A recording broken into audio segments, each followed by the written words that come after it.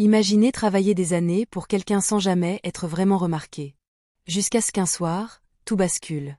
Marcella Gomme n'aurait jamais imaginé qu'un rendez-vous à l'aveugle, avec seulement 300 réaux en poche, la mettrait face à son patron millionnaire dans la situation la plus inattendue de sa vie. Une histoire qui vous fera croire au destin. Abonnez-vous pour ne rien manquer. Marcella Gomme se regarda une dernière fois dans le miroir fissuré de sa petite chambre, sentant son estomac se nouer. À 24 ans, elle n'avait jamais eu de vrai rendez-vous, encore moins un rendez-vous arrangé par une application. Ses mains tremblaient tandis qu'elle ajustait la robe bleu marine que son amie Fernanda lui avait prêtée le matin même. « Ma fille, il faut bien essayer au moins une fois », lui avait dit Fernanda avec ce sourire malicieux qui la caractérisait. Marcella soupira, sachant qu'elle avait raison.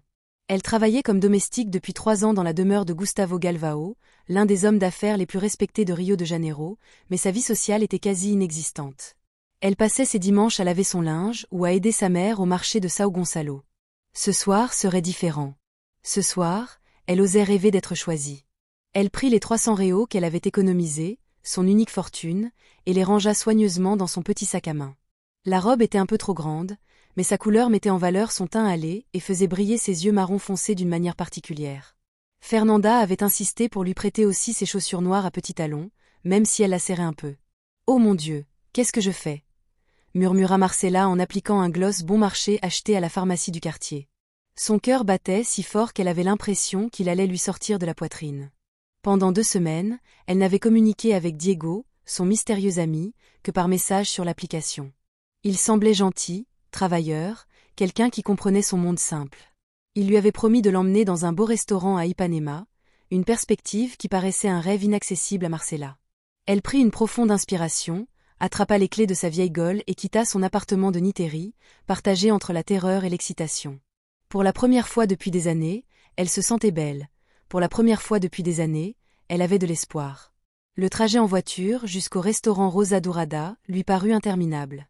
Marcella alluma la radio pour se calmer, mais même les chansons romantiques ne firent qu'accroître son anxiété. Elle s'était levée tôt ce matin-là pour terminer toutes ses corvées au manoir de M. Galvao, en avance sur le planning. Il avait nettoyé chaque recoin de cette immense maison avec un soin plus méticuleux que jamais, comme s'il s'agissait d'un rituel porte-bonheur. Pendant 3 ans, il y avait travaillé sans jamais écrire plus qu'un bonjour ou un merci. Gustavo Galvao était un homme sérieux et élégant, toujours concentré sur ses affaires et ses appels importants. Marcella l'admirait en silence, mais elle savait qu'ils appartenaient à des mondes radicalement différents. Il vivait dans le luxe, elle peinait à payer son loyer. Tandis qu'elle traversait les rues illuminées de Rio, elle était loin d'imaginer que leur destin se croiserait de façon si inattendue ce soir-là. Le restaurant apparut devant elle comme une oasis dorée, baignée de lumière chaude, où des couples élégants allaient et venaient. Tremblante, elle gara sa voiture, jeta un dernier coup d'œil à son reflet dans le rétroviseur et murmura une prière. Diego lui avait dit qu'il l'attendrait à 20 heures précises à la table près de la fenêtre. Il était 19h55 lorsque Marcella poussa la lourde porte vitrée du restaurant, ressentant aussitôt le contraste entre son univers et ce lieu raffiné. Les arômes des mets délicats et le murmure feutré des conversations élégantes l'enveloppèrent comme un nuage. Les tables, nappées d'un blanc immaculé, étaient éclairées à la bougie, créant une atmosphère intime et romantique. Marcella se sentait toute petite au milieu de toute cette élégance, mais elle s'efforçait de marcher la tête haute, comme Fernanda le lui avait appris. « Excusez-moi », dit-elle timidement au serveur qui passait, « je cherche la table près de la fenêtre. » L'homme la dévisagea avec un sourire courtois mais scrutateur. Il avait visiblement remarqué qu'elle ne correspondait pas au profil de la clientèle habituelle. « Bien sûr, mademoiselle. »« Permettez-moi de vous indiquer le chemin, » répondit-il d'un ton professionnel, bien que Marcella ait perçu une certaine condescendance dans sa voix. Il suivit le serveur entre les tables, sentant les regards curieux des autres clients. Son cœur battait la chamade, emporté par l'adrénaline, tandis qu'il approchait de la table qui allait changer sa vie à jamais. La table près de la fenêtre était vide, dressée à la perfection pour 2, offrant une vue spectaculaire sur les lumières de la ville. Marcella s'assit avec précaution, lissant sa robe empruntée et posant discrètement son petit sac sur la table. Elle jeta un coup d'œil à son vieux téléphone portable. Il était exactement 20 heures. Diego avait promis d'être à l'heure, et elle voulait plus que tout au monde croire à cette promesse. Le serveur lui offrit de l'eau, qu'elle accepta avec reconnaissance. Elle avait besoin de quelque chose pour apaiser sa gorge sèche. Ses mains tremblaient légèrement lorsqu'elle prit le verre, et elle tenta de prendre une grande inspiration pour se calmer. De sa place, elle apercevait l'entrée du restaurant et s'attendait à voir un homme grand, d'une trentaine d'années, au sourire bienveillant, tel que Diego l'avait décrit. Les 5 premières minutes passèrent en un clin d'œil, tandis qu'elle rassemblait mentalement tout ce qu'elle voulait lui dire. Je voulais parler de son travail, de ses rêves simples, de sa famille au bord du fleuve. Je voulais entendre ses histoires, découvrir ses passions, voir s'ils pouvaient vraiment communiquer au-delà des écrans de leur téléphone. L'espoir brillait dans ses yeux comme les bougies qui illuminaient sa table. C'était sa chance d'être heureuse, et elle ne comptait pas la gâcher. Mais que se passerait-il si le temps passait et que Diego ne se présentait toujours pas? 20h15 lui paraissait une éternité. Marcela, les yeux rivés sur l'entrée du restaurant, faisait semblant de consulter le menu. Son cœur, qui battait la chamade d'excitation, s'emballait désormais pour une toute autre raison. L'anxiété la gagnait. Il y a peut-être des embouteillages, murmura-t-elle, cherchant désespérément une explication logique pour la rassurer. Le serveur s'approcha pour la 3e fois et lui demanda si elle souhaitait commander. Marcela répondit avec un sourire forcé qu'elle attendait toujours son compagnon. Ses 300 réaux brûlaient dans son sac, une somme à peine suffisante pour un verre dans un endroit pareil. Elle se laissa aller à la rêverie un instant. Diego arriverait, s'excusant, expliquant qu'il avait une urgence au travail, il commanderait le dîner le plus romantique de sa vie et ils discuteraient jusqu'à la fermeture du restaurant. Ses doigts jouaient nerveusement avec la serviette en tissu, tandis qu'elle observait les autres couples profiter de leur soirée parfaite. Un couple particulièrement élégant, assis près de sa table, riait et portait un toast. Marcela ressentit alors une pointe d'envie, mêlée d'espoir. Bientôt, très bientôt, elle aussi vivrait ce moment magique. Il était 20h30, et Marcela ressentit une gêne à l'estomac qui n'avait rien à voir avec la faim. Elle prit son téléphone et consulta ses messages pour la 10e fois, espérant y trouver une explication de Diego. L'écran restait vide, sans aucune nouvelle notification, affichant seulement leur dernière conversation de la veille après-midi, où il avait confirmé avec enthousiasme leur rendez-vous. « À demain à 8h, ma belle. J'ai tellement hâte de te rencontrer en personne », avait-elle écrit. Et ces mots n'avaient empêché Marcela de dormir que 3 heures, submergée par l'émotion. À présent, ces mêmes mots sonnaient comme une moquerie, un cruel écho d'espoir qui commençait à s'évanouir. Le serveur repassa devant sa table, cette fois avec une expression moins amicale, visiblement agacé par cette table occupée qui ne rapportait aucun revenu. Marcela lui adressa un faible sourire et demanda quelques minutes de plus, sentant ses joues brûler de honte. Sa robe empruntée, qui l'avait fait se sentir belle chez elle, lui paraissait désormais ridicule au milieu de tant de luxe. Les voix des autres convives s'élevaient, les rires devenaient plus bruyants, comme si tout le restaurant célébrait tandis qu'elle sombrait lentement dans l'humiliation. À 9h15, Marcela ne pouvait plus ignorer la réalité qui planait au-dessus d'elle comme une ombre menaçante. Diego ne viendrait pas. Pour une raison qu'elle ignorait, l'homme qui l'avait comblée de doux messages et de promesses d'un avenir meilleur ces 2 dernières semaines avait décidé de la laisser attendre. Les larmes lui montèrent aux yeux, qu'elle s'efforça de retenir, et elle se mordit la lèvre inférieure jusqu'à en sentir le goût métallique. « Je ne vais pas pleurer ici », se répétait-elle comme un mantra. « Je ne vais pas leur donner la satisfaction de me voir m'effondrer. » Mais intérieurement, tout son être hurlait de désillusion et de douleur. Le rêve d'être choisi, d'être spécial pour quelqu'un, s'effondra comme un château de sable emporté par la marée. Son téléphone vibra soudain, et pendant une seconde, son cœur bondit de joie, mais ce n'était qu'une notification de son opérateur. L'ironie cruelle de la situation ne lui échappa pas. Elle avait dépensé toutes ses économies pour un rendez-vous qui n'aurait jamais lieu. Les couples autour d'elle continuaient de profiter de leur soirée parfaite, indifférents au drame silencieux qui se jouait à la table près de la fenêtre. Marcela se sentait invisible, comme toujours, comme elle le serait peut-être toujours. La sonnerie de son portable la fit sursauter à 21h pile, et cette fois, oui, c'était bien ce qu'elle attendait, même si ce n'était pas comme elle l'avait imaginé. Une notification de l'application de rencontre apparut sur son écran, et d'une main tremblante, elle ouvrit le message qui allait bouleverser sa soirée, mais pas comme elle l'avait imaginé. « Salut, désolée d'annuler à la dernière minute, mais je ne peux pas perdre mon temps avec une fille comme toi.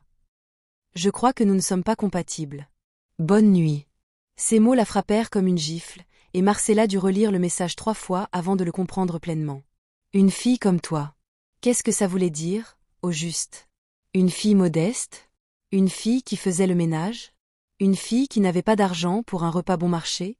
Chaque mot du message était comme un couteau qui s'enfonçait plus profondément dans son estime de soi déjà meurtrie. Ses mains tremblaient violemment lorsqu'elle raccrocha. Elle avait l'impression que tout le restaurant la regardait, que chacun savait qu'elle avait été rejetée avant même d'avoir eu sa chance. L'humiliation était si intense qu'elle avait la nausée et dut s'agripper au bord de la table pour ne pas trébucher. Diego n'avait même pas eu la décence de la connaître avant de la juger. Elle l'avait jetée comme un déchet, sans la moindre explication, sans se soucier de ses sentiments. Les larmes qu'elle retenait se mirent enfin à couler sur ses joues. Marcella sut qu'elle devait partir avant de faire un scandale. Elle se leva, les jambes tremblantes, attrapa son sac d'une main incertaine et se dirigea vers la sortie, la tête baissée. Chaque pas était un supplice. Chaque regard qu'elle croisait la faisait se sentir toute petite. Le serveur qui l'avait servie lui lança un regard mêlé de pitié et de soulagement de pouvoir enfin libérer la table. Marcella ne pouvait pas lui en vouloir. Elle aussi, à cet instant précis, avait envie de fuir. Tandis qu'elle se faufilait entre les tables, elle entendait des chuchotements et des rires étouffés qui, sans doute, ne la concernaient pas, mais son état émotionnel les interprétait comme des moqueries envers la pauvre fille qu'on avait placée là, en public. Sa robe empruntée lui semblait un déguisement ridicule, ses chaussures serrées, des instruments de torture. Elle n'aspirait qu'à une chose, rejoindre sa voiture, rentrer chez elle, se débarrasser de cette tenue qui lui avait fait rêver d'être quelqu'un d'autre, et oublier que cette soirée avait existé. Mais alors qu'elle approchait de la porte, un événement allait se produire qui allait bouleverser non seulement sa soirée, mais sa vie entière. À une table discrète, au fond du restaurant, un regard l'observait depuis le début de la soirée, un regard qui la connaissait mieux qu'elle ne pouvait l'imaginer. Ce que Marcella ignorait, c'est que quelqu'un avait été le témoin silencieux de toute son humiliation et était sur le point de changer son destin à jamais. Marcella s'arrêta juste avant la porte du restaurant, sentant ses jambes flancher. Les larmes coulaient à flots sur ses joues, tachant le peu de maquillage qu'elle avait appliqué avec tant de soin cet après-midi. Une fille comme toi. Les paroles de Diego résonnaient dans sa tête comme une chanson cruelle et incessante. Elle s'appuya contre le mur près de l'entrée, tentant de se ressaisir avant de sortir dans la rue et de rejoindre sa voiture avec dignité. Son sac tremblait entre ses mains tandis qu'elle cherchait un mouchoir, mais elle ne trouva qu'une serviette en papier froissé de chez McDonald's, où elle avait pris son petit déjeuner. L'ironie la frappa de plein fouet. Ce matin-là, elle était si excitée qu'elle avait à peine pu manger, rêvant de cette nuit magique qui s'était transformée en son pire cauchemar. À présent, elle comprenait pourquoi elle n'avait jamais eu de vrai rendez-vous, pourquoi des hommes comme Diego la rejetaient avant même de la connaître. Elle n'était qu'une domestique, une jeune fille sans diplôme, sans argent, sans avenir prometteur. Ses 300 réaux restaient dans son porte-monnaie, inutiles, un symbole de sa misère. Elle ferma les yeux et tenta de s'imaginer chez elle, en sécurité dans sa petite chambre, où personne ne pourrait lui faire de mal. Derrière elle, le restaurant poursuivait son cours normal, les couples heureux savourant leur dîner romantique, indifférents au drame qui se jouait près de la porte. Marcella entendait les rires, le tintement des verres à vin, le murmure des conversations intimes. Tout ce dont elle avait rêvé pour cette soirée. Son cœur était comme brisé en 1000 morceaux. Chaque battement de cœur était douloureux, chaque respiration un combat. « Je suis tellement bête », murmura-t-elle entre deux sanglots. Bête d'avoir cru qu'une personne comme moi puisse avoir une chose pareille. Elle s'essuya le visage avec la serviette, consciente que son maquillage bon marché était fichu. Fernanda lui avait dit qu'elle était belle au moment de leurs adieux cet après-midi-là, mais à présent, elle se sentait laide, invisible, comme si elle portait une marque qui criait « Je ne suis pas assez bien pour que les autres me voient ». La robe empruntée qui l'avait fait se sentir spéciale lui semblait maintenant un mensonge, comme si elle prétendait être quelqu'un qu'elle ne pourrait jamais être. Ses chaussures trop serrées lui faisaient autant de mal qu'à son orgueil blessé, lui rappelant qu'elle n'avait même pas de tenue convenable pour un rendez-vous dans un endroit correct. Le rêve d'être choisie, d'être aimée, s'évapora comme de la fumée entre ses doigts, la laissant plus seule que jamais. Tandis qu'elle tentait d'essuyer ses larmes et de rassembler ses forces pour rejoindre sa voiture, Marcella ne se rendit pas compte que, depuis une table dans le coin le plus discret du restaurant, quelqu'un observait la scène avec un malaise croissant. Gustavo Galvao était arrivé au restaurant 1 heure en avance pour un dîner d'affaires annulé à la dernière minute et avait décidé de rester dîner seul pour examiner des documents importants. C'était un homme routinier qui sortait rarement de son cercle social, mais ce soir-là, le destin l'avait placé exactement là où il devait être. Pendant les 45 dernières minutes, il s'était concentré sur ses papiers, prenant des notes et passant discrètement des coups de fil dès que quelque chose attirait son attention. Une silhouette familière était assise à une table près de la fenêtre, une personne qu'il connaissait, et pourtant différente. Au début, il ne parvenait pas à se souvenir où il l'avait déjà vue, mais quelque chose dans sa façon d'être assise, les mouvements nerveux de ses mains, éveilla en lui un sentiment de reconnaissance troublant.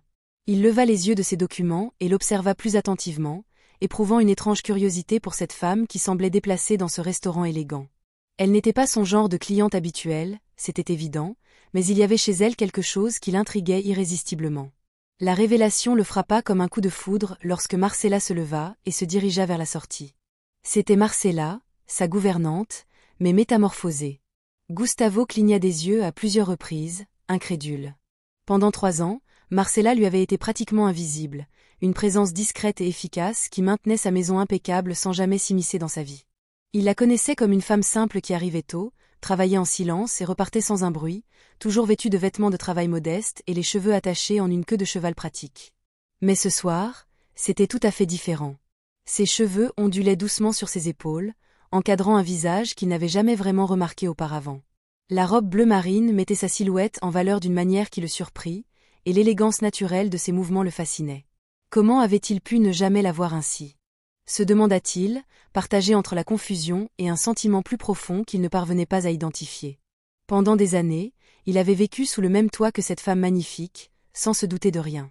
Cet homme d'affaires prospère, capable de conclure des affaires de plusieurs millions de dollars sans sourciller, resta sans voix en découvrant la beauté qui se dissimulait sous le vernis de son quotidien. Mais ce qui brisa véritablement le cœur de Gustavo, c'était de constater l'état émotionnel de Marcella. De son bureau, il voyait clairement qu'elle avait pleuré, qu'un drame s'était produit durant cette soirée qui aurait dû être si spéciale pour elle. Ses instincts protecteurs, en sommeil depuis des années, absorbés exclusivement par son travail, se réveillèrent soudain avec une intensité qui le surprit. Il la vit appuyée contre le mur, les mains tremblantes, luttant pour retenir les larmes qui coulaient sur ses joues. À cet instant, Gustavo Galvao, l'homme qui gérait des empires commerciaux sans sourciller, ressentit quelque chose qu'il n'avait pas éprouvé depuis des années, le besoin impérieux de protéger quelqu'un. Il ne supportait pas de voir Marcella dans cet état. Il ne pouvait rester les bras croisés pendant qu'elle souffrait à quelques pas de là. Ses documents gisaient oubliés sur la table, tandis qu'une force inexplicable le poussait à agir. Pour la première fois depuis longtemps, les affaires passèrent au second plan, supplantées par quelque chose de bien plus puissant. Une compassion sincère pour une femme qui vivait sous son toit depuis des années sans qu'il la connaisse vraiment. Il se leva lentement, le cœur battant étrangement, conscient qu'il était sur le point de franchir une limite qui changerait leur relation à jamais. Aurait-il le courage de l'aborder, ou laisserait-il Marcella quitter sa vie sans savoir qu'il avait été témoin de sa souffrance? Gustavo, debout près de son bureau, était paralysé par un mélange d'émotions qu'il ne savait comment maîtriser. Ses mains, habituées à signer des contrats de plusieurs millions de dollars sans trembler, tremblaient légèrement à présent tandis qu'elle observait Marcella retenir ses larmes. Pendant 3 ans, elle avait vécu machinalement. Travail, réunion, encore du travail, rentrant chaque soir dans une demeure impeccable, sans penser à la femme qui la maintenait dans cet état. Marcella faisait simplement partie du fonctionnement silencieux de sa maison, comme la climatisation ou le système de sécurité, quelque chose qui fonctionnait parfaitement sans qu'il ait besoin d'y prêter attention. Mais la voir là, vulnérable et belle, d'une manière qu'il n'aurait jamais imaginée, brisa la froideur qu'il avait construite autour de sa vie. Comment ai-je pu être aussi aveugle? Se demanda-t-il, la regardant essuyer ses larmes avec une serviette en papier froissé. La femme qui nettoyait sa maison avec tant de méticulosité, qui préparait son café exactement comme il l'aimait, qui arborait toujours un sourire timide lorsqu'il se croisait dans les couloirs, était d'une beauté incroyable. Sa beauté n'avait rien à voir avec la perfection artificielle des femmes de son entourage. C'était une beauté authentique et naturelle qui le frappa comme une révélation. Il réalisa qu'il vivait comme un fantôme dans sa propre maison, tellement obsédé par la réussite qu'il en était devenu incapable de voir véritablement les gens qui l'entouraient. L'homme d'affaires qui avait bâti un empire grâce à des décisions rapides et décisives se retrouvait désormais complètement indécis. Une partie de lui avait envie d'aller immédiatement réconforter Marcella et de découvrir la cause de sa souffrance si manifeste. Mais une autre partie d'elle, celle qui avait dominé sa vie pendant des années, lui disait de garder ses distances, de respecter les barrières sociales qui les séparaient, de ne pas compliquer une relation de travail qui fonctionnait à merveille. « C'est mon employé, pensa-t-elle. Que dira-t-elle si je me rapproche? Croira-t-elle que j'abuse de la situation? Ses chaussures italiennes restèrent collées au sol, tandis que son esprit luttait entre instinct et raison. Mais chaque fois qu'il essuyait une larme, chaque fois qu'il s'apercevait de ses tremblements, la voix de la compassion l'emportait sur celle des conventions sociales. Gustavo avait passé tellement de temps à ériger des murs autour de son cœur qu'il avait oublié ce que c'était que de se soucier véritablement de quelqu'un. Pendant des années, il avait fréquenté des femmes de son rang social, des relations confortables mais vides qui s'achevaient lorsqu'ils s'ennuyaient l'un de l'autre. Aucune de ces femmes n'avait éveillé en lui cet instinct protecteur qu'il ressentait à présent en voyant Marcella souffrir. C'était comme si un déclic s'était produit en lui, révélant des émotions qu'il croyait à jamais enfouies sous le poids de ses responsabilités professionnelles. Ce qui le décida finalement, ce fut de voir Marcella tenter de se ressaisir pour quitter le restaurant, de voir comment elle luttait pour préserver sa dignité malgré la douleur évidente. Dans ce geste, il reconnut une force silencieuse qu'il admirait profondément, cette même force qu'il avait perçue en elle pendant des années sans jamais vraiment la comprendre. Marcella ne se plaignait jamais, ne demandait jamais rien de plus. Elle travaillait avec un dévouement et une grâce qu'il comprenait désormais, il reflétait sa véritable nature. Une femme comme elle ne mérite pas de souffrir seule, murmura-t-il. Et ces mots furent comme la clé qui libéra enfin son cœur des chaînes de l'indifférence. Il ajusta sa cravate, prit une profonde inspiration et prit la décision qui allait changer leur vie à jamais. Il ne savait pas exactement ce qu'il lui dirait, il n'avait pas de plan, il savait seulement qu'il ne pouvait pas rester là sans rien faire pendant qu'elle avait le cœur brisé à quelques mètres de là. Ses années d'entraînement à la négociation lui avaient appris à cerner les gens, et il comprit que Marcella avait été blessée par quelqu'un d'autre, probablement l'homme qu'elle devait rencontrer. L'idée que quelqu'un ait pu faire du mal à cette femme extraordinaire qui avait pris soin de sa maison avec tant d'amour fit naître en lui une rage protectrice qu'il n'avait jamais ressentie auparavant. Il se leva d'un bond, déposa un mot aimable sur son bureau et se dirigea vers elle d'un pas déterminé mais prudent. Lorsque Gustavo s'approcha de Marcella, il constata immédiatement sa grande vulnérabilité et son cœur se serra de douleur. Ses yeux, d'ordinaire si pétillants lorsqu'elle le saluait le matin, étaient rouges et gonflés d'avoir pleuré. Son maquillage, appliqué avec tant de soin, avait coulé et une telle tristesse se lisait sur son visage que Gustavo ressentit le besoin impérieux de retrouver le responsable et de le faire payer pour cette souffrance. « Marcella », dit-il doucement, d'une voix plus douce qu'il ne l'avait été avec personne depuis des années. Elle leva les yeux, surprise. Ses yeux s'écarquillèrent comme des assiettes lorsqu'elle reconnut son patron, et pendant un instant, elle sembla vouloir se fondre dans le sol, tant elle était gênée. « Monsieur Galvao », murmura-t-elle en s'essuyant rapidement le visage et en tentant de se ressaisir, « je ne savais pas que vous étiez là. » Sa voix tremblait de honte d'avoir été découverte dans cet état par son employeur. Gustavo voyait bien qu'elle se recroquevillait sur elle-même, honteuse d'être vue dans un tel moment de vulnérabilité, et cela ne fit qu'intensifier son désir de la protéger. « Tu n'as rien à me justifier, » lui dit-il avec un doux sourire qui le surprit lui-même. « Mais je ne peux pas rester là, à te regarder traverser une période aussi difficile. » Ces paroles furent comme un baume pour le cœur blessé de Marcella, qui ne s'attendait pas à de la compassion, surtout pas de sa part. La proximité physique permit à Gustavo de remarquer des détails qui le touchèrent encore plus profondément. La robe bleu marine qu'elle portait n'était pas chère, probablement empruntée, mais elle lui allait si bien qu'elle mettait en valeur chaque courbe de son corps d'une manière qui le laissa sans voix. Sa peau bronzée luisait doucement sous les lumières du restaurant, et la délicatesse de ses traits contrastait magnifiquement avec la force qu'elle dégageait, même dans sa vulnérabilité. « Comment ai-je pu ne pas la voir pendant 3 ans ?» pensa-t-il encore, se sentant idiot d'avoir été si aveugle.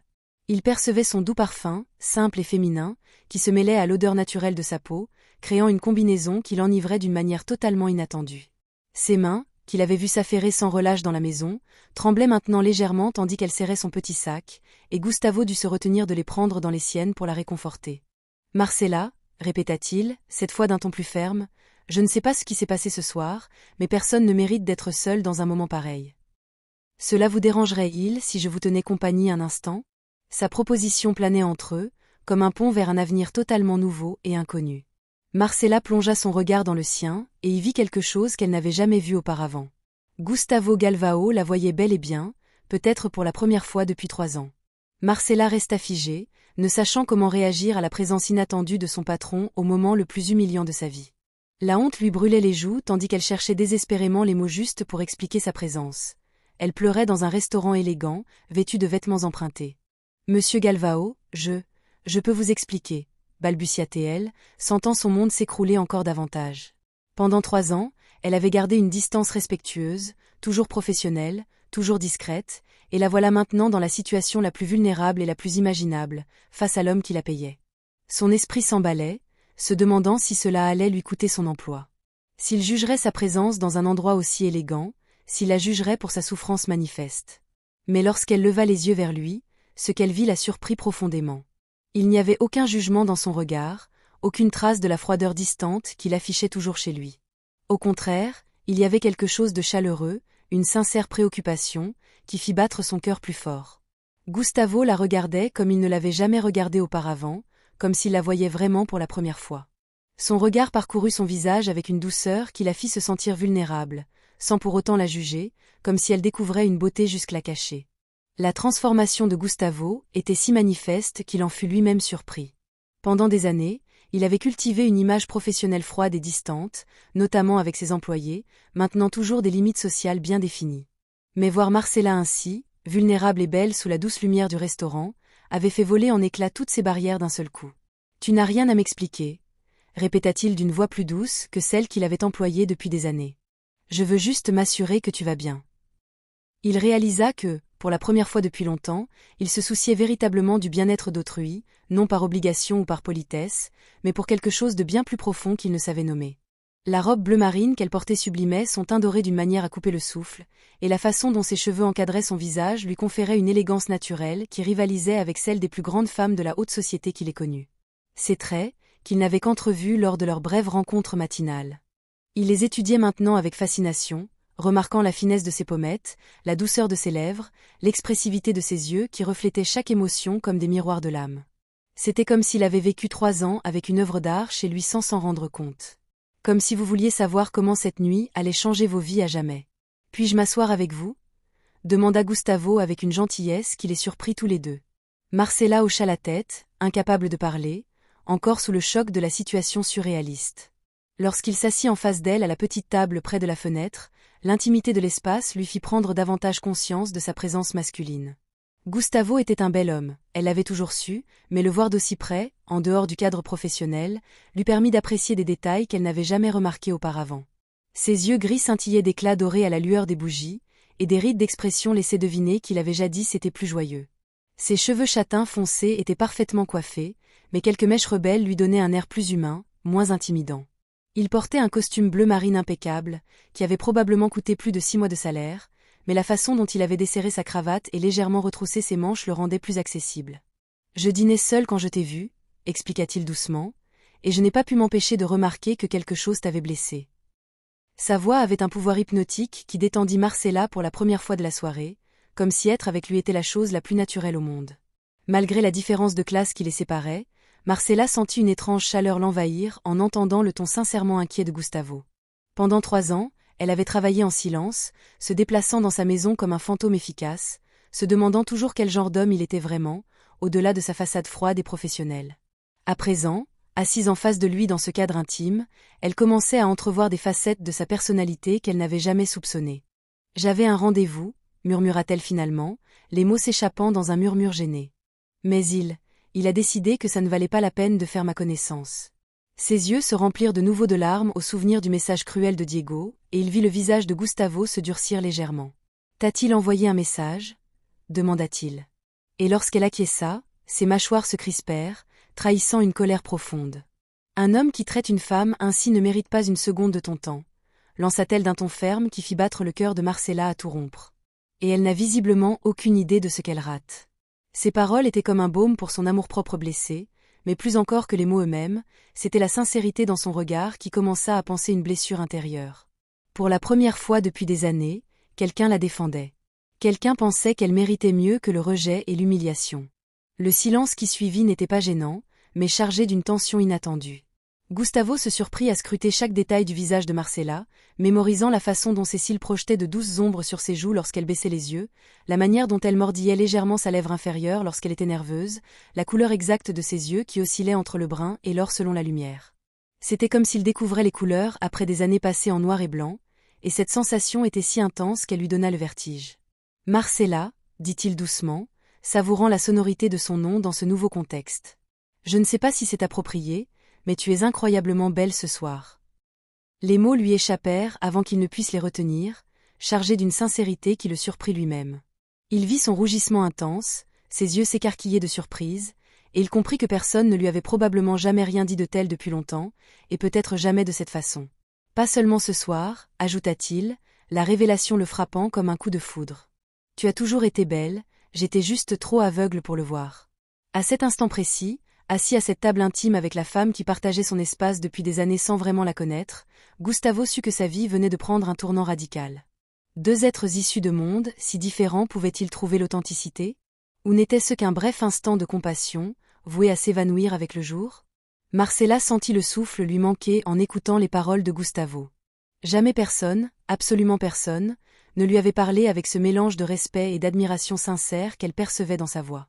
Ses joues brûlaient non seulement de honte, mais aussi d'une émotion qu'elle ne savait comment exprimer. « Monsieur Galvao, vous n'êtes pas obligé de dire ça, » murmura-t-elle en baissant les yeux vers ses mains tremblantes posées sur la table. « Je sais que vous êtes gentil seulement parce que vous me voyez bouleversée.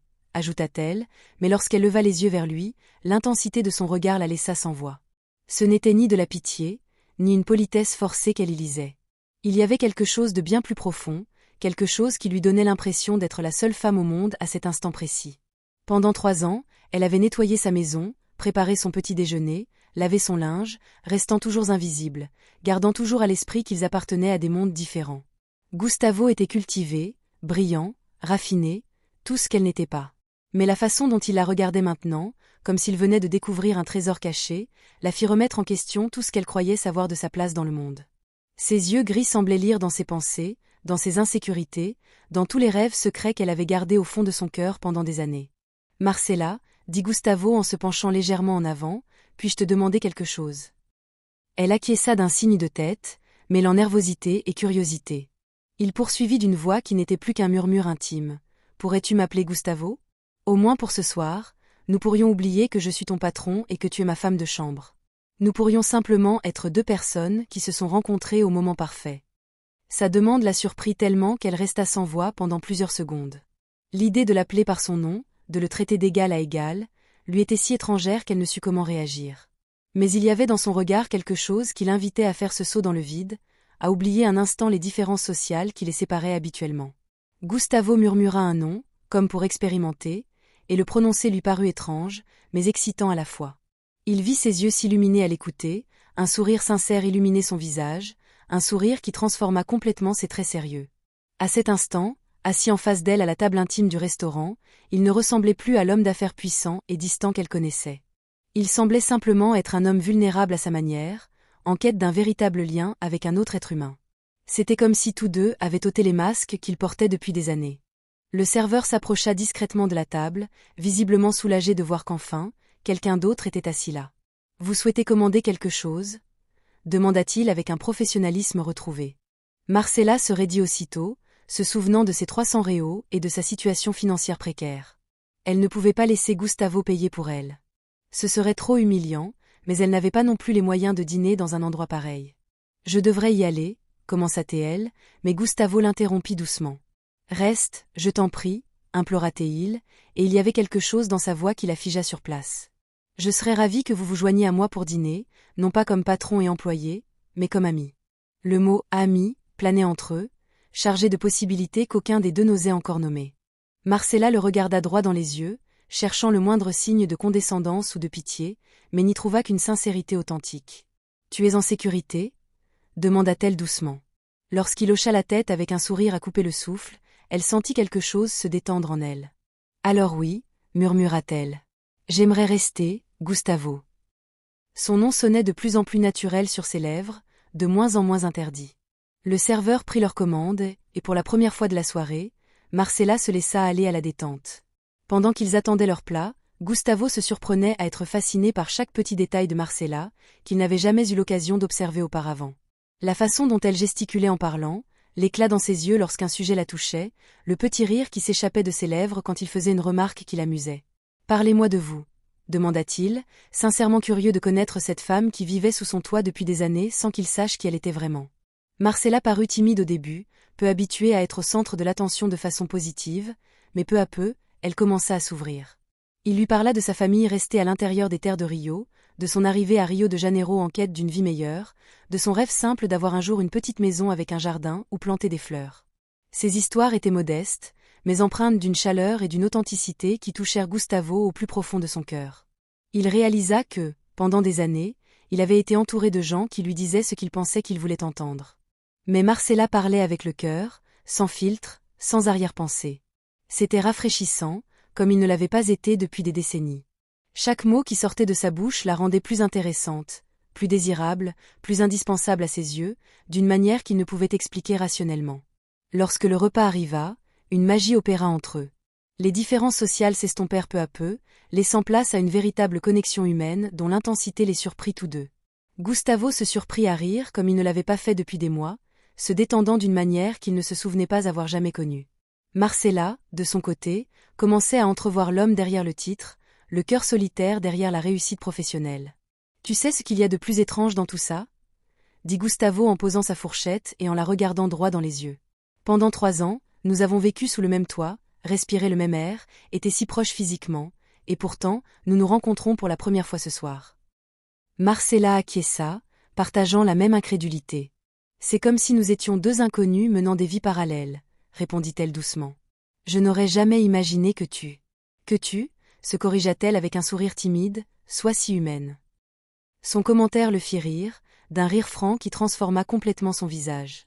Tellement humain, répéta-t-il, amusé. J'imagine que j'ai passé tellement de temps à être le patron que j'ai oublié comment être simplement Gustavo. À cet instant précis, tandis que les lumières de la ville filtraient par la fenêtre et que leur conversation se déroulait avec une fluidité telle qu'ils semblaient se connaître depuis toujours, ils surent tous deux que cette nuit avait profondément transformé leur relation, la rendant à jamais indissoluble. Mais ils ignoraient encore que cette connexion magique ne faisait que commencer et que le destin leur réservait des projets bien plus grands qu'ils ne pouvaient l'imaginer. Leur conversation se poursuivit, comme s'ils avaient attendu toute leur vie ce moment privilégié pour enfin se connaître. Gustavo se surprit à partager des choses qu'il n'avait jamais confiées à personne. Des secrets sur son enfance solitaire au sein d'une famille riche mais froide, sur la façon dont il avait bâti son empire commercial pour combler le vide affectif qui le rongeait depuis son plus jeune âge. « Mon père n'avait jamais de temps pour moi », avoua-t-il en faisant tourner son verre de vin entre ses mains. Il était toujours trop occupé à développer l'entreprise familiale, et ma mère, elle, préférait les œuvres caritatives et les mondanités à passer du temps avec son fils. Marcella l'écoutait avec une attention qu'aucune femme ne lui avait jamais accordée, ses yeux emplis d'une compassion sincère qui le désarma complètement. J'ai grandi dans un manoir rempli de domestiques, mais dépourvu d'amour véritable. Il continuait d'être surpris par sa propre vulnérabilité. C'est sans doute pour ça que je suis devenue si froide, si distante. Je pensais que si je ne me rapprochais pas des gens, ils ne pourraient pas me blesser. Ces mots résonnèrent dans le cœur de Marcella, et elle commença à comprendre pourquoi elle avait toujours semblé si inaccessible.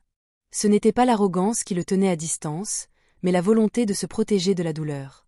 L'ironie de la situation n'échappa à aucun des deux.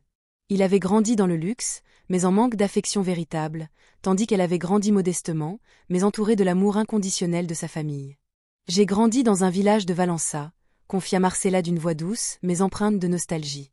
Nous étions pauvres, mais ma maison résonnait toujours de rire, de musique et de gens qui s'aimaient sincèrement.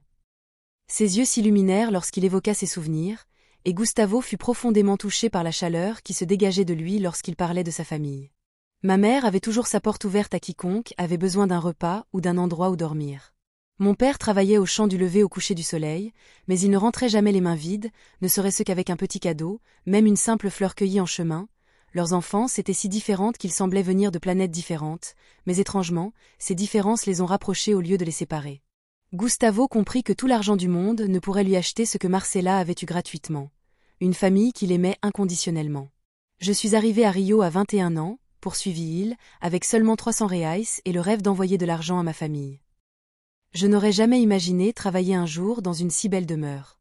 Lorsqu'elle évoqua sa maison, ils prirent tous deux conscience de l'étrange réalité de leur situation. Ils dînaient d'égal à égal, partageant leurs sentiments, alors que le lendemain, elle retournerait à son ménage et lui à son bureau.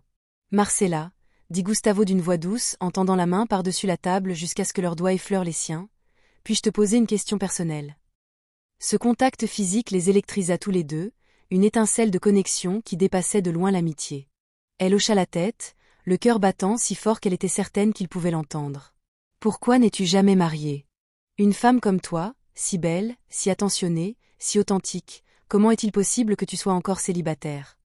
La question la prit au dépourvu, et un instant, elle se braqua instinctivement, mais la sincérité dans ses yeux la convainquit d'être tout aussi honnête. « Les hommes de mon entourage me voient comme une bonne candidate pour le mariage et pour avoir des enfants rapidement, expliqua-t-elle avec un sourire triste, mais ils ne m'ont jamais vraiment vue. Et les hommes d'autres milieux, eh bien, comme Diego ce soir, pensent que je ne suis pas assez bien pour eux. » Leurs doigts s'entrelacèrent naturellement tandis qu'elle parlait, et aucun des deux ne fit le geste de se séparer. « J'ai toujours rêvé de trouver quelqu'un qui m'aimerait pour ce que je suis vraiment, et non pour ce que je peux lui apporter ou pour ce que je représente socialement. » Ces mots résonnèrent comme des flèches en plein cœur de Gustavo, lui faisant comprendre qu'il avait cherché exactement la même chose toute sa vie d'adulte, mais dans la mauvaise direction.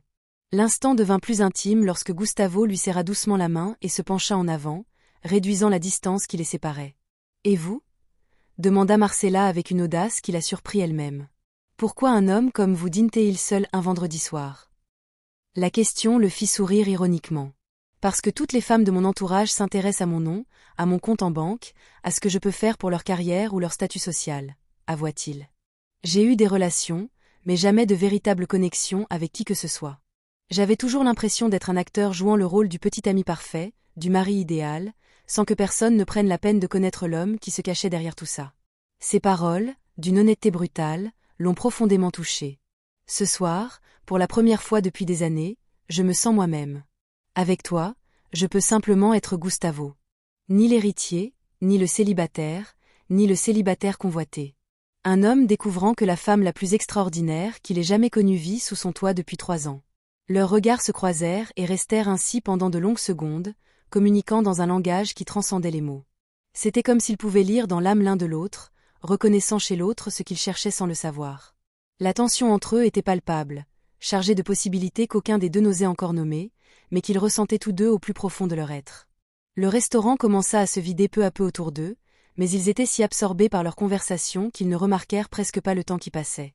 C'était comme si une bulle magique entourait leur table, les protégeant du monde extérieur et de toutes les complications que leur situation impliquait. « Je n'arrive pas à croire que nous soyons là », murmura Marcella, émerveillée par le caractère surréaliste de la situation. « Ce matin, je me suis réveillée en te voyant comme un homme inaccessible, presque une figure mythique. Et maintenant ? Et maintenant ? Et maintenant ?» L'encouragea-t-il doucement lorsqu'elle s'arrêta, ses yeux brillant d'une intensité qui lui donnait l'impression d'être la seule femme au monde. « Maintenant je comprends que tu es réelle, que tu as un cœur, que tu peux être blessé comme n'importe lequel d'entre nous, conclut-elle. Sa voix n'était qu'un murmure. « Et toi ?» répondit-il en caressant doucement ses jointures du pouce. « Tu m'as rappelé ce que c'est que d'être vraiment vivant. Pendant des années, j'ai vécu en pilote automatique, remplissant des rôles et répondant à des attentes. Mais avec toi, j'ai l'impression de me réveiller d'un long rêve gris. » Le serveur s'approcha discrètement pour les informer que le restaurant allait bientôt fermer. Mais aucun des deux ne voulait que cette soirée magique prenne fin. Ils avaient découvert ensemble quelque chose de précieux, quelque chose qui transcendait toutes les barrières sociales et économiques qui les séparaient, et l'idée de retourner à la réalité les terrifiait. Auraient-ils le courage d'admettre que ce qu'ils avaient trouvé cette nuit-là était plus qu'une simple amitié, ou laisseraient-ils l'aube détruire la magie qu'ils avaient créée ensemble ? Le moment de vérité arriva lorsque le serveur leur apporta l'addition et que le restaurant commença à se refermer autour d'eux. Gustavo paya sans même que Marcella puisse protester, et lorsqu'ils sortirent ensemble dans la fraîcheur de la nuit carioca, ils surent tous deux qu'il était trop tard pour revenir en arrière. Les lumières de la ville scintillaient comme des étoiles, créant une atmosphère romantique qui semblait avoir été conçue spécialement pour cet instant partagé. « Je ne veux pas que cette nuit se termine », confia Gustavo en s'arrêtant près de la voiture de Marcella et en se tournant complètement vers elle sous les réverbères. Elle était encore plus belle, sa peau dorée luisant doucement et ses yeux reflétant toutes les émotions qui les traversaient comme des courants électriques. « Marcella, je sais que c'est compliqué. Je sais que demain tout sera différent, mais je ne peux pas faire comme si ce qui s'est passé ici n'avait pas tout changé pour moi. » Ces mots résonnaient dans la nuit, chargés d'implications qu'ils comprenaient tous deux, mais qu'ils n'osaient toujours pas explorer pleinement. Une douce brise agita légèrement les cheveux de Marcella, et Gustavo dut se retenir de glisser une mèche derrière son oreille. L'intimité entre eux avait grandi de façon exponentielle pendant le dîner, mais maintenant, seule dans la rue sous la lune, elle était d'une intensité presque bouleversante. « Gustavo », murmura Marcella, la voix légèrement tremblante d'émotion, « je ne veux pas que ça s'arrête non plus. C'était la plus belle nuit de ma vie. » Elle se rapprocha de lui, réduisant la distance qui les séparait jusqu'à sentir sa chaleur. « Mais j'ai peur, » admit-elle avec une franchise qui le désarma complètement. « J'ai peur que demain vous vous réveilliez et compreniez que ce n'était qu'un moment de compassion, que je ne suis que votre servante qui a passé une mauvaise nuit et à qui vous avez pris pitié. » Ces insécurités refaisèrent surface, toutes ces années passées à se sentir inférieure aux autres, invisible, insuffisante aux yeux de tous. Gustavo sentit son cœur se serrer en écoutant ses craintes, réalisant à quel point le monde avait blessé cette femme extraordinaire. Sans hésiter, il leva les mains pour encadrer délicatement son visage, l'obligeant à le regarder droit dans les yeux. « Marcella, regarde-moi, » dit-il d'une voix douce et ferme, « crois-tu que c'est de la compassion ?» Ses yeux gris brillaient d'une intensité à la fois rassurante et apaisante. « Ce que je ressens pour toi en ce moment dépasse de loin la compassion. Je ne sais pas encore comment le nommer, je ne sais pas où cela nous mènera, mais je sais que c'est réel, plus réel que tout ce que j'ai pu ressentir dans ma vie d'adulte. » Leurs visages étaient si proches qu'ils sentaient le souffle de l'autre, et la tension entre eux avait atteint un point critique qu'aucun des deux ne pouvait plus ignorer. « Je peux t'embrasser ?» demanda Gustavo, la voix rauque d'émotions contenues, son regard cherchant la permission dans le sien. Marcella sentit son cœur s'arrêter un instant avant de se remettre à battre, si fort qu'elle crut qu'il allait lui sortir de la poitrine. Pendant 3 ans, elle avait secrètement rêvé de ce moment, sans jamais croire qu'il puisse se réaliser. Et maintenant qu'elle y était, c'était comme un rêve dont elle redoutait de s'éveiller. « Oui », murmura-t-elle, à peine audible, mais il l'entendit parfaitement. Quand leurs lèvres se rencontrèrent, le temps sembla s'arrêter. Le baiser commença doucement, timidement, comme s'il savourait l'incrédulité de l'instant, mais il s'intensifia rapidement lorsqu'ils prirent conscience de la profondeur du lien qu'ils avaient nié.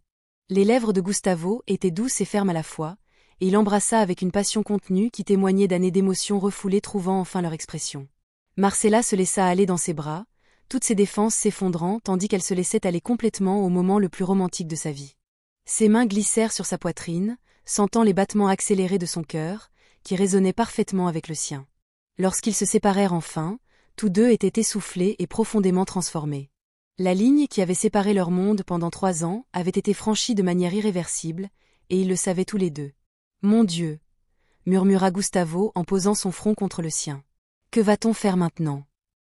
Sa question recelait toutes les complications auxquelles ils allaient être confrontés.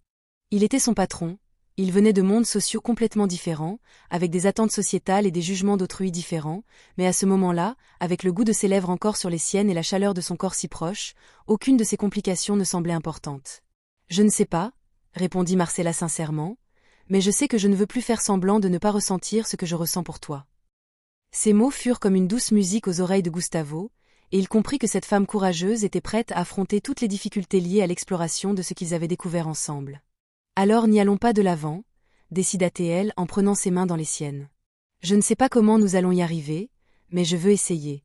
Je veux voir où cela nous mènera. » Leur engagement commun à se battre pour ce qu'ils avaient découvert fut scellé par un nouveau baiser, plus profond et plus prometteur que le précédent, empli d'espoir et de détermination. La nuit de Rio les enveloppa comme un manteau protecteur, tandis qu'ils réfléchissaient à la manière de naviguer dans les eaux troubles qui les attendaient. Ils décidèrent de prendre les choses au jour le jour, de trouver des moments pour mieux se connaître sans compromettre le travail de Marcella, d'explorer ce lien extraordinaire sans se soucier du regard des autres. « Mon cœur dormait depuis des années », confia Gustavo en l'embrassant doucement sur le front, « et tu t'es réveillé en une seule nuit. Je ne te laisserai plus partir, maintenant que je t'ai retrouvé. » Marcella sentit des larmes de bonheur couler sur ses joues, un magnifique contraste avec les larmes de douleur qu'elle avait versées quelques heures plus tôt au même endroit.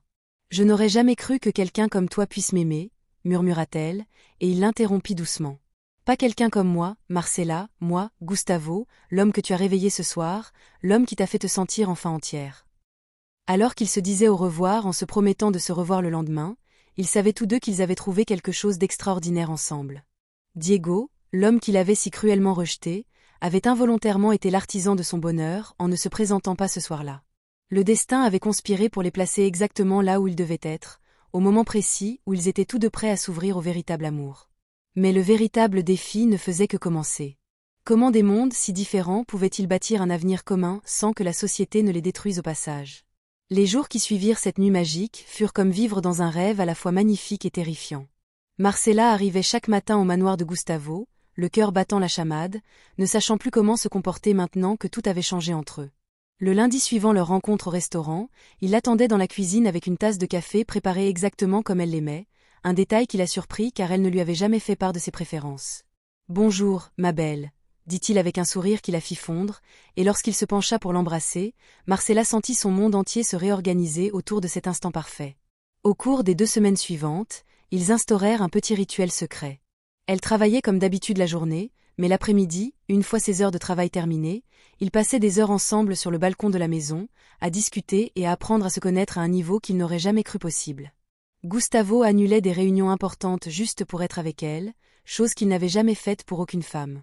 Il partageait des repas intimes préparés par lui, et il découvrit que cuisiner pour Marcella lui procurait un bonheur simple que tous ses succès professionnels n'avaient jamais pu lui offrir. Chaque conversation les rapprochait, chaque baiser les comblait. Pourtant, tout n'était pas rose dans leur petit paradis secret. Marcella luttait sans cesse contre cette petite voix intérieure qui lui disait que c'était trop beau pour être vrai, qu'un homme comme Gustavo finirait par se lasser de jouer avec elle et retournerait à son monde de femmes sophistiquées et de relations sans lendemain. « À quoi penses-tu quand tu es si silencieux ?» lui demanda-t-elle un après-midi, tandis qu'il se promenait dans le jardin du manoir, remarquant l'air pensif qui traversait parfois son visage. Marcella hésita un instant avant d'être honnête.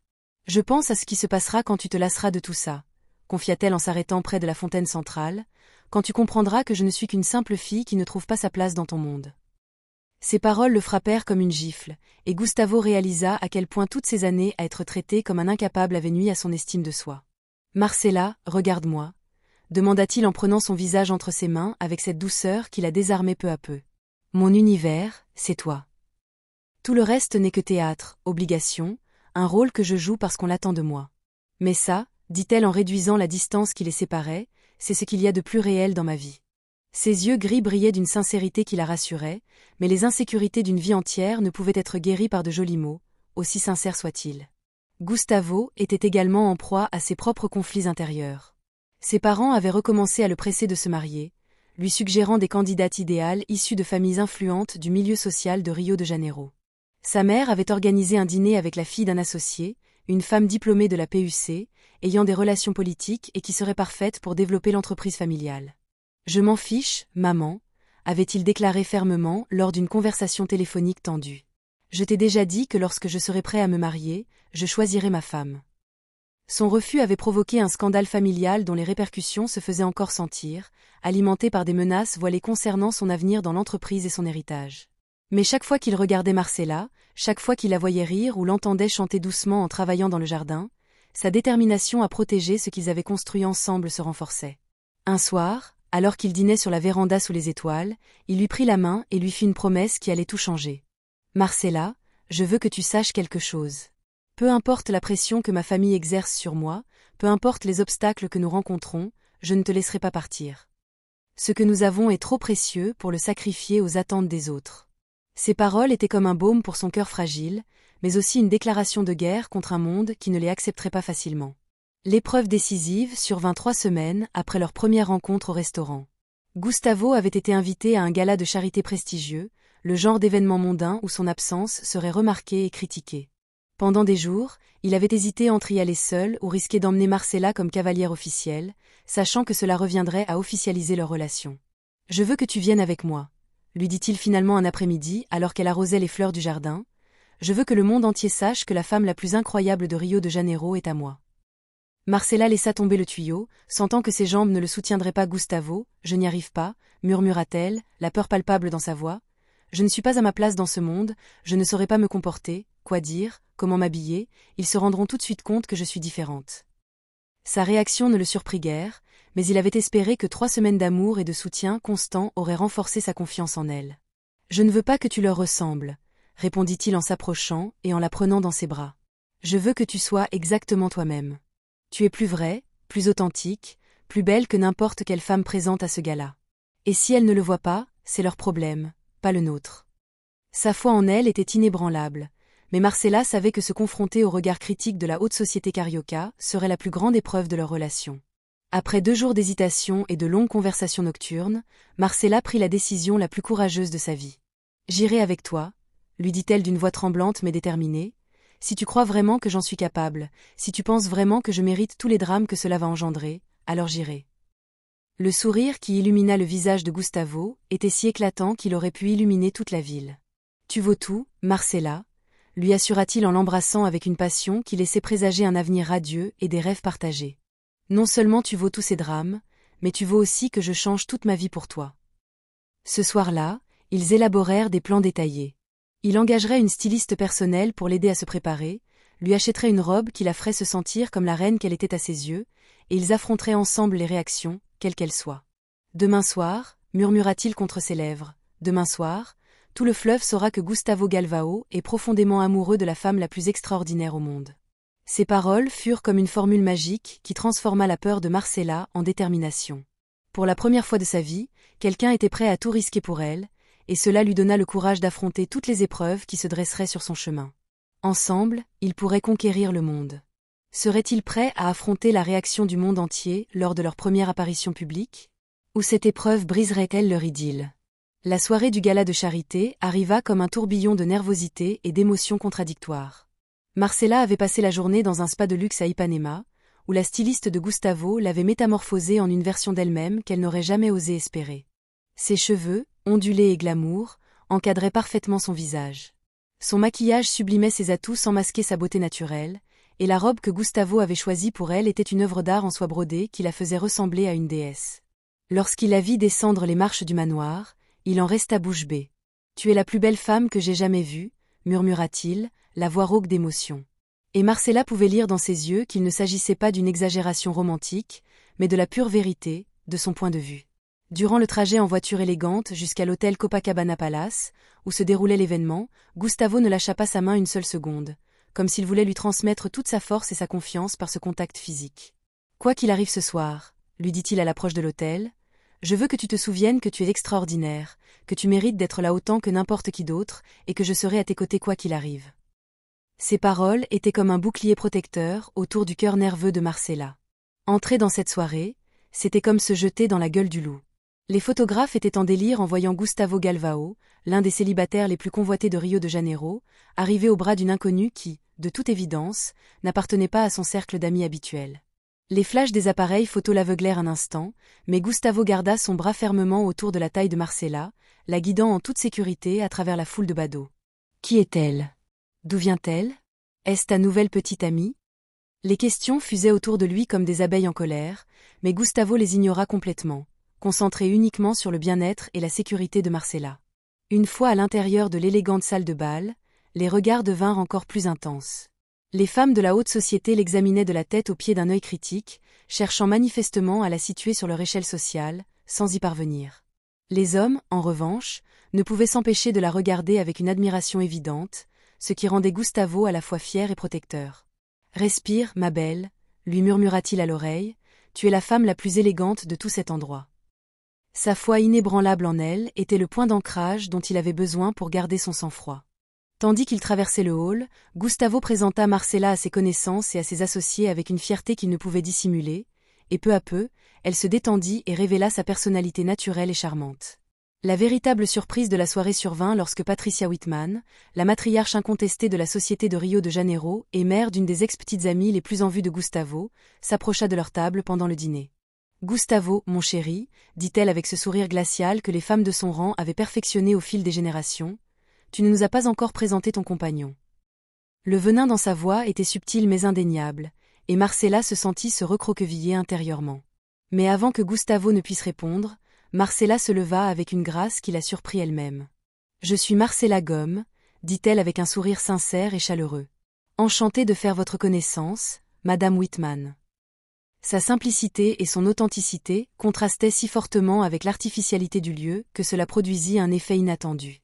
Patricia Whitman était sincèrement intriguée par cette femme qui ne se prêtait pas aux jeux sociaux habituels. « Que faites-vous dans la vie, ma chère ?»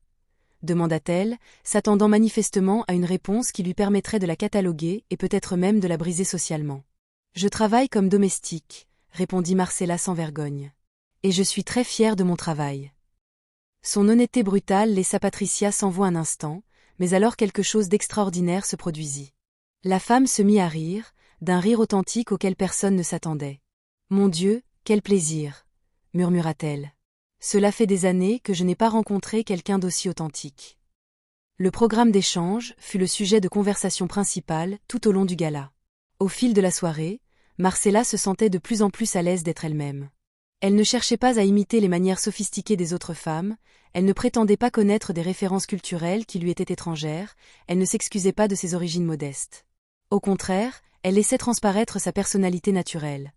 Son rire communicatif, son intérêt sincère pour les histoires des autres, sa capacité à mettre les gens à l'aise et à leur faire sentir qu'ils étaient importants. Peu à peu, elle se retrouva entourée d'un groupe d'admirateurs fascinés par son authenticité dans un monde plein de prétentions. « C'est incroyable !» murmura-t-elle à Gustavo lors d'une danse. « Je pensais qu'il me détesterait, mais certains semblent presque m'envier de pouvoir être moi-même si facilement. » Gustavo la fit tournoyer sur la piste de danse, le cœur débordant de fierté pour cette femme extraordinaire qu'il tenait dans ses bras. « Il t'aime parce que tu es authentique, » lui dit-il. « Parce que dans un monde plein de masques et de faux-semblants, tu es vrai. Voilà quelque chose que l'argent ne peut acheter. » La révélation les frappa tous deux d'un coup. Ce n'était pas Marcella qui devait changer pour s'intégrer au monde de Gustavo. Le monde avait besoin de plus de personnes comme elle. À la fin de la soirée, lorsque les journalistes leur ont demandé une photo officielle en couple, Gustavo n'a pas hésité une seconde. « Voici Marcella », a-t-il annoncé d'une voix claire et fière, La femme la plus extraordinaire que j'ai jamais rencontrée et celle qui a complètement changé ma vie. Les semaines qui suivirent furent marquées par une intense attention médiatique et des bouleversements majeurs dans leur vie. Les photos du gala parurent dans tous les magazines mondains, et le conte de fées modernes de Marcella captiva l'imagination du public. Gustavo dut faire face à une forte pression familiale, mais sa détermination à protéger et à honorer son amour pour Marcella se renforça à chaque épreuve. 6 mois après cette première soirée au restaurant, il la demanda en mariage à l'endroit même de leur rencontre, avec une bague ayant appartenu à sa grand-mère et la promesse de s'aimer quoi qu'il arrive. « Marcella Gomme, dit-il, agenouillé à la table près de la fenêtre, les larmes coulant sur ses joues, veux-tu me faire l'honneur de devenir ma femme, ma compagne, la mère de mes enfants et la reine de mon cœur pour toujours ?» Son « oui » résonna dans tout le restaurant, scellant un amour né de la douleur et de l'humiliation, mais qui s'était transformé en la plus belle histoire de leur vie. 2 ans plus tard, Marcella et Gustavo renouvelèrent leurs vœux de mariage lors d'une cérémonie intime dans leur jardin, entourés de leurs familles respectives qui avaient appris à s'aimer. Leur petite fille, Giulia, jouait parmi les fleurs que Marcella avait plantées de ses propres mains, leur rappelant chaque jour que le véritable amour ne connaît pas de frontières. Parfois, les bienfaits de Dieu se présentent sous forme de souffrance, disait Marcella. Cette nuit-là, comme toutes les nuits depuis 2 ans, ils s'endormirent enlacés, reconnaissant au destin de les avoir réunis au moment parfait de leur vie. Leur amour a prouvé que lorsque 2 cœurs sont destinés à s'unir, rien au monde ne peut les séparer. Cette histoire vous a-t-elle plu ? Dites-nous en commentaire quel moment vous a le plus touché et d'où vous la regardez. N'oubliez pas de liker la vidéo, de vous abonner à la chaîne et d'activer les notifications pour ne manquer aucune de nos prochaines histoires émouvantes. Et si vous voulez encore plus de suspense, voici une autre histoire incroyable qui vous captivera dès les premières secondes. Merci de nous avoir suivis, et à bientôt.